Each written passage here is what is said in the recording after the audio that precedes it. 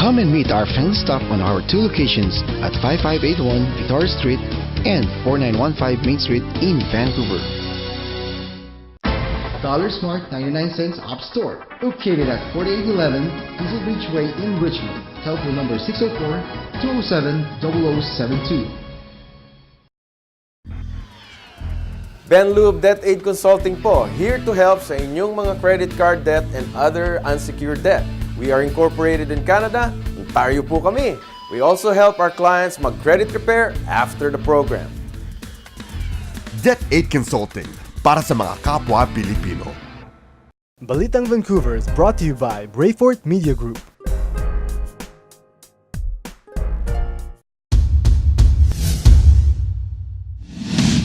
Hello mga kabayan! Narito na ang isang linggo ng mga balita tungkol sa ating komunidad. Boses at kwento ng mga Pinoy dito. Ako si Irene Kerubin. Hatid namin mga isyong malapit sa puso at nakakaapekto sa buhay ng mga Pilipino. Ako po si Franco Teleg. Dagdag pa dyan ang latest entertainment features. Ako po si Manny Noel Abuel. Ito ang Balitang Vancouver.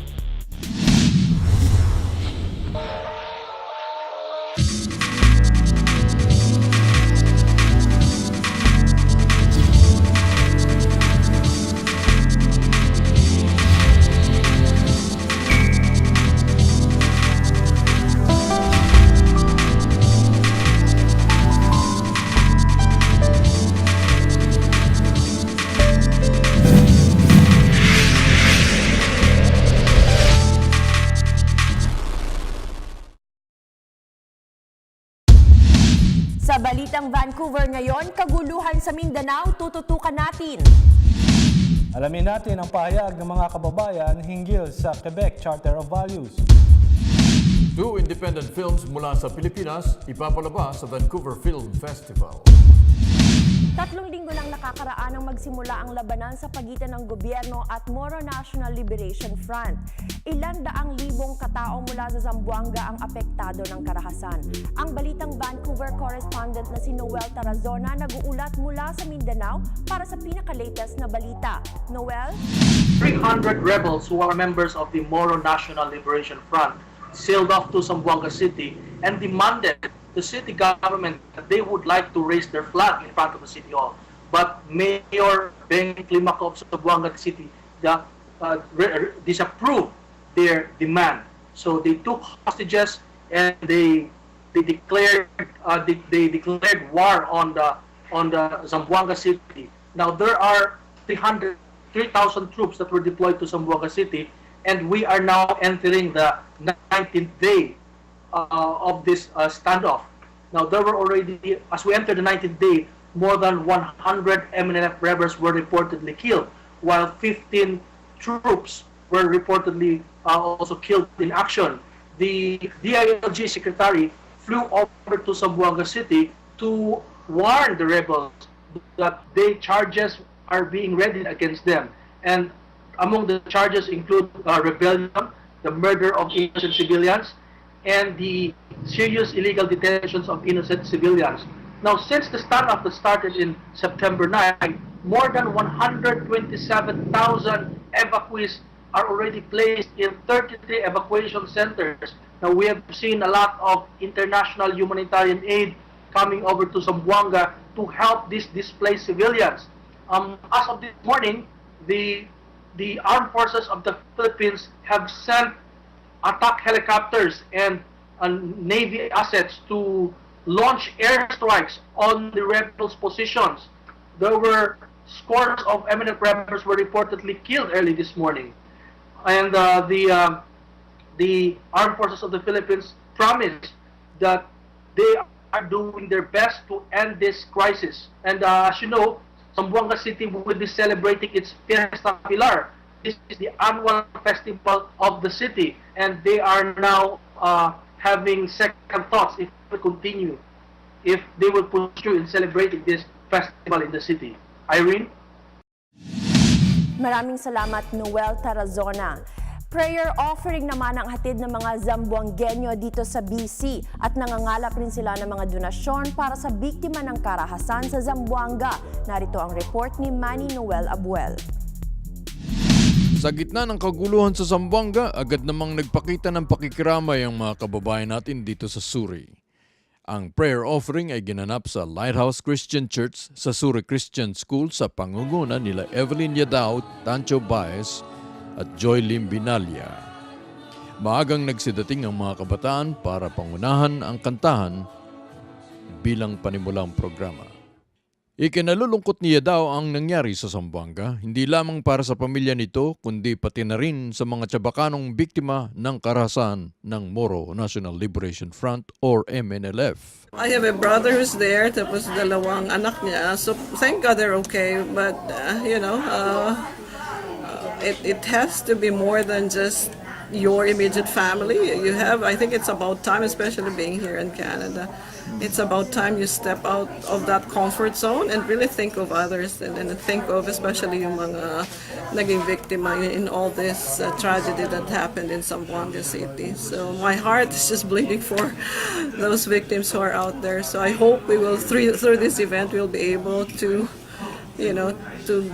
have people also to encourage people to have a similar passion. Ilan sa mga kababayan natin dito ay taga Zamboanga at nag-aalala sila sa kalagayan ng naiwang pamilya doon. Narito ang reaksyon nila. Dito kami sa Suri, nagtitipon-tipon mga Zamboangueños at yung ating mga kababayan din concerned sa Zamboanga para pagdasal at manalangin, no, kung para mapa-resolve itong problema na ito sa Zamboanga at sana naman sa maagang panahon ma-resolve nga itong problema na ito. Every part of the world to pray for Zamboanga City.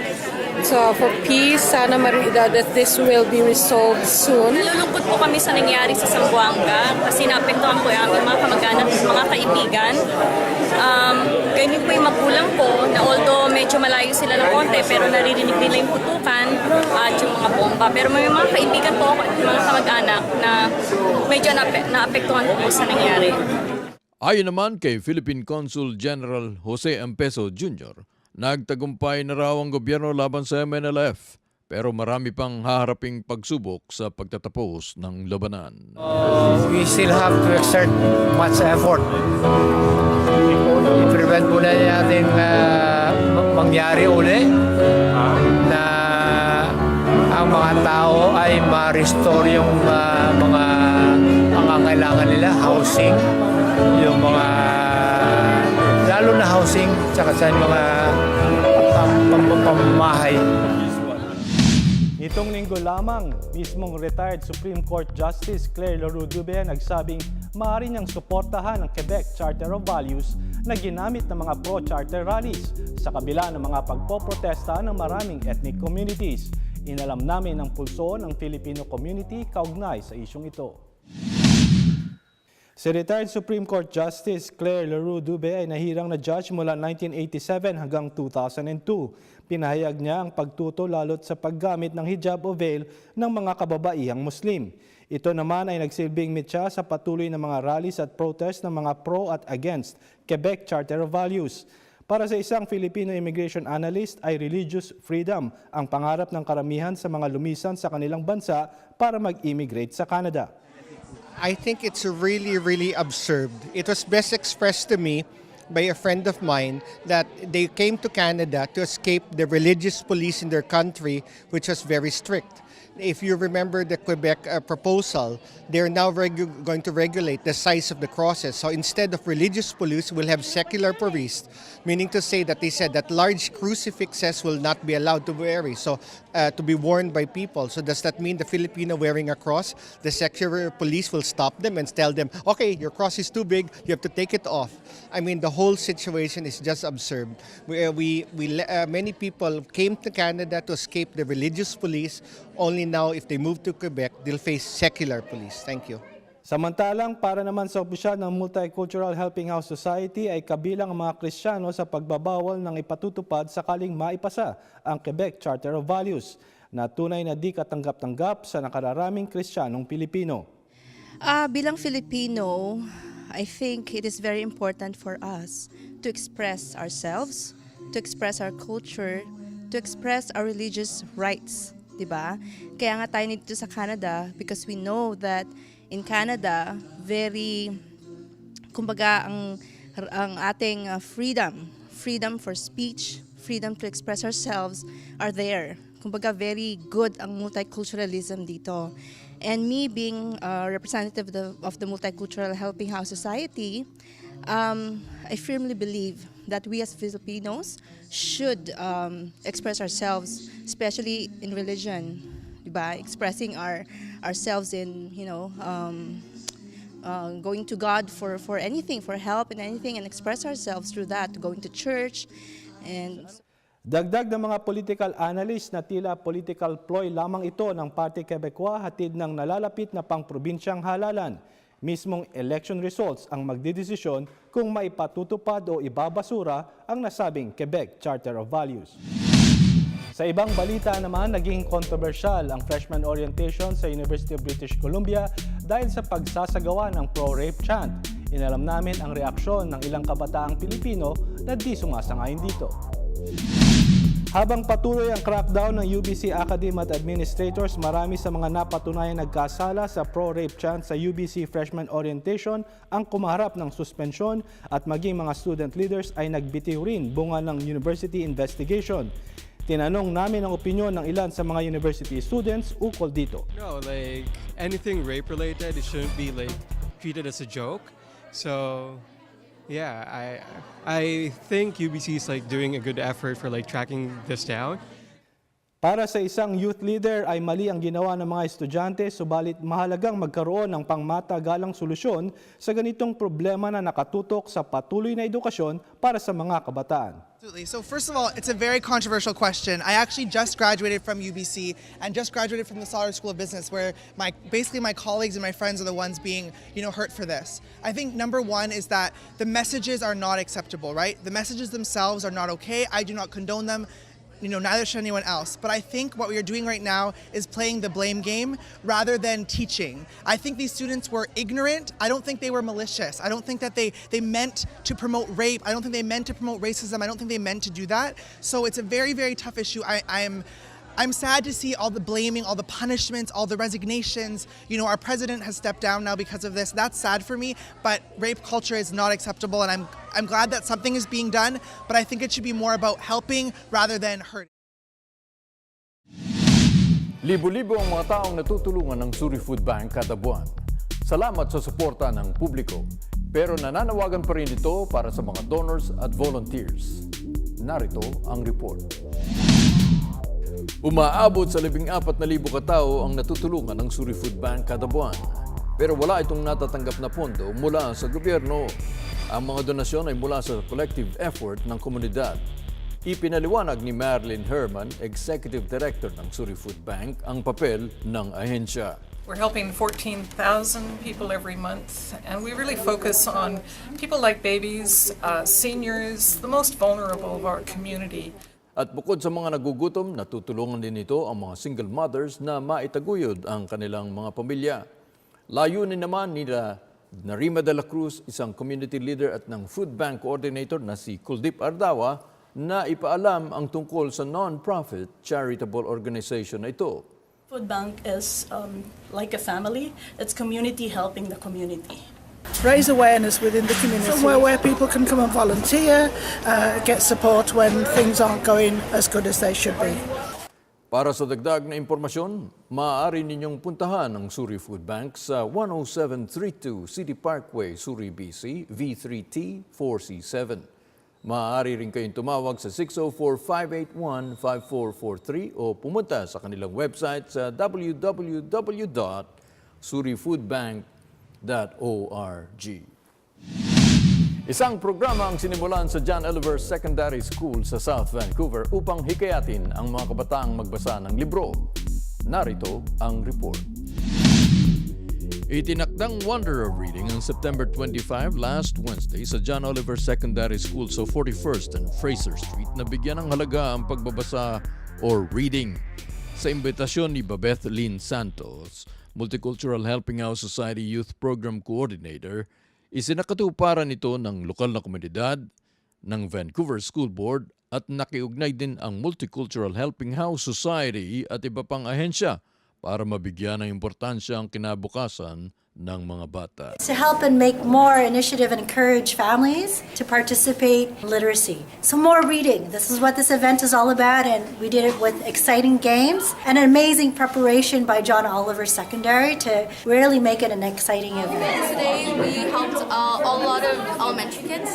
So we had 1,000 kids in the school and it was amazing. We had different games, we had reading programs, and every game was around literacy. Si Mr. Tim Magir, principal ng John Oliver Secondary School, ay isa sa mga nabahala sa mababang reading scores, hindi lamang sa mga batang Pinoy. We are concerned about the reading scores, and we want to do whatever we can to work with the community to help overcome that challenge. And we know it's nothing to do with the kids' ability or their intelligence. What it has to do with simply is that they need to read more. Nagsimula na ang Vancouver International Film Festival noong Huwebes. 2 independent films mula sa Pilipinas ang ipapalabas dito, ang The Spider's Lair at Termitaria. Panoorin natin. Ang Spider's Lair o Babagwa, directed by Jason Paul Lacsamana, ay ipapalabas bukas sa Van City Theatre ng 9:15 p.m.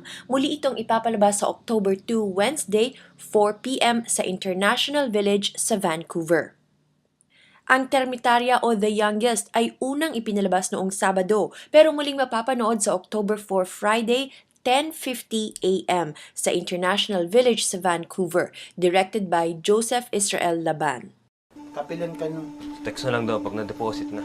Wala na yung account ni Orville sa Facebook. Ano kaya nangyari? Suicide yata. Lata ng pakilang ka rin. Stage 1. Kailangan kaibiganin mo yung prospect mo. 22. Nasa Facebook naman ang birthday ko Para ka lang kasing 22. Stage 2. Iparamdam mo sa prospect mo na nalilibugan ka. Masakit nga sa likod Sexy mo kaya sa webcam. Stage 3. Landi-landiin mo. Harot-harotin mo. Phone sex na ba to? Diyos ko, pa-demure-demure pa. Kung alam ko lang naman karang-karang siya sa lalaki. Stage 4, magagawa mo lang. Kapag nabitag mo ang prospect mo, sasabot mo. Puta na yung tana! Mars, kaya ka mo?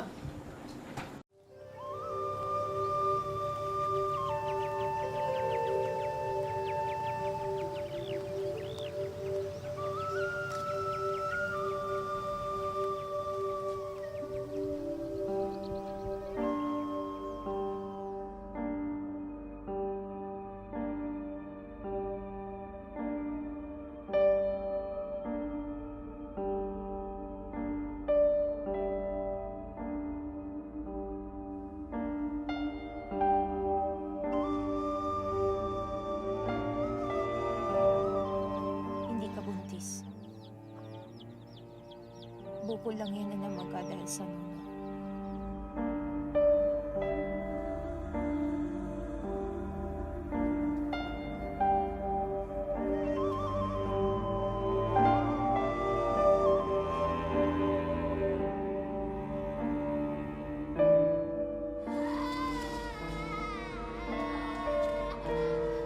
Pagpapatawad po ang basihan, hindi po ito matatapos. What's up everyone, Jedro Magtoto here on the Filipino-Canadian with BalitangVancouver.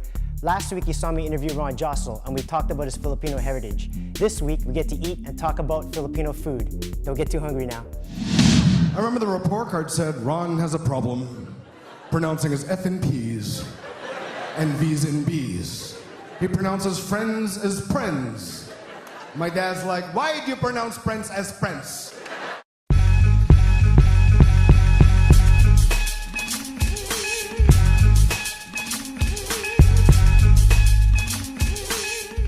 So right now we're here at Ongpin's in Richmond, BC. We have a feast in front of us. What do you think of the food so far? Oh my god, it looks amazing. Like, they actually prepared it with garnish, which is amazing. And Yeah, you got the mangoes. I've never had this bagoong rice. I had about bagong pork, but not the bagong rice. And look at this. Look what she's doing. She's using a spoon, not her hands. So distinctive, no other style comes near. So when you hear, you got to peer over the lens to get a glance to know who is the man with the talent. Flipping the words like my body. So yeah, right now we finished our meal, and as you can look, how did you like the food? I guess words can't explain the way he's feeling right now. I'm on a diet. You know what happened? The waitress, I call her up, and I'm like, "Can I have another Coke Zero?" You know what she says? Again? Coke Zero again?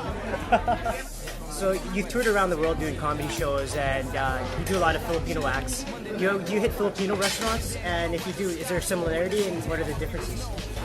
You know what? They're very much the same. I'm so full that I can't even speak. This is the worst time to interview me. All kind of taste the same, but they have the different... Everybody has a little difference. I mean, that palabok is either saucy or dry. That has a thick sauce to it. The sisig also, they have different versions. There's bango sisig, the sisig beef, the sisig that.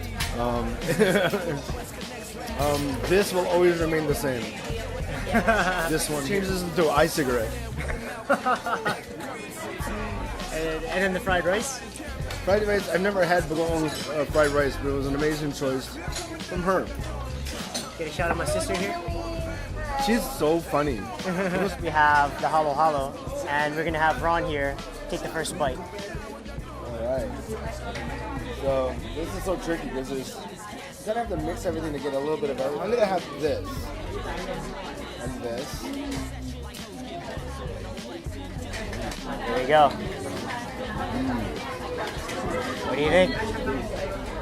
Really good, man. Can you put subtitles here? Oh my god, it's had an orgasm in my mouth. Woo!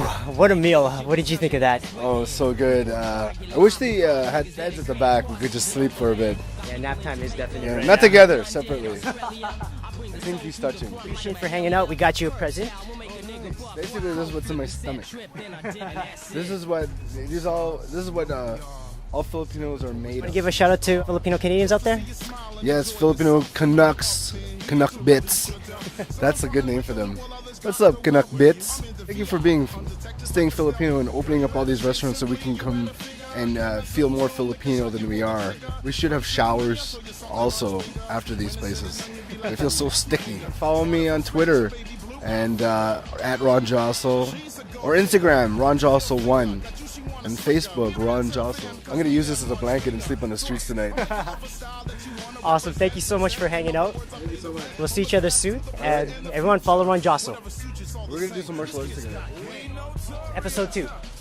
What's your favorite At dito nagtatapos ang ating programa. Samahan nyo kami sa susunod na linggo para sa pinaka-latest na balita tungkol sa mga Pinoy sa Canada. Ako si Irene Kerubin. Ako po si Franco Terek. At ako naman po si Manny Noel Abuel. Ito ang Balitang Vancouver.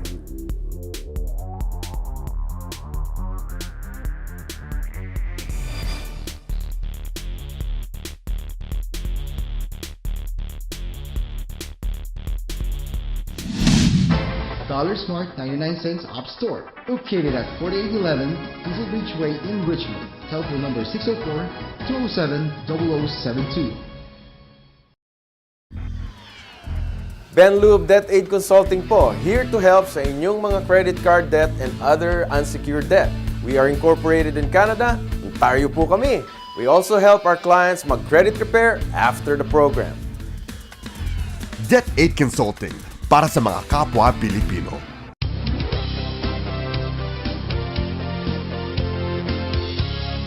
Come and meet our friendly staff on our two locations at 5581 Victoria Street and 4915 Main Street in Vancouver.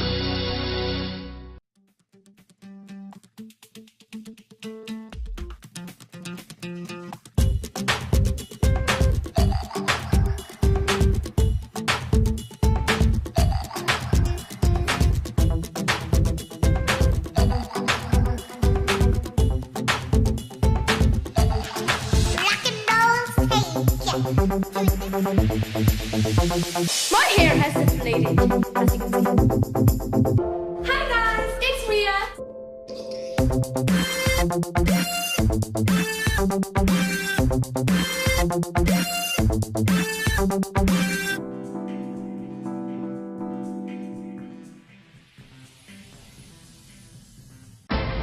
Smart 99 cents App Store, located at 4811 Diesel Beach Way in Richmond. Telephone number 604-207-0072. Benlube Debt Aid Consulting po, here to help sa inyong mga credit card debt and other unsecured debt. We are incorporated in Canada, Ontario po kami. We also help our clients mag-credit repair after the program. Debt Aid Consulting, para sa mga kapwa Pilipino.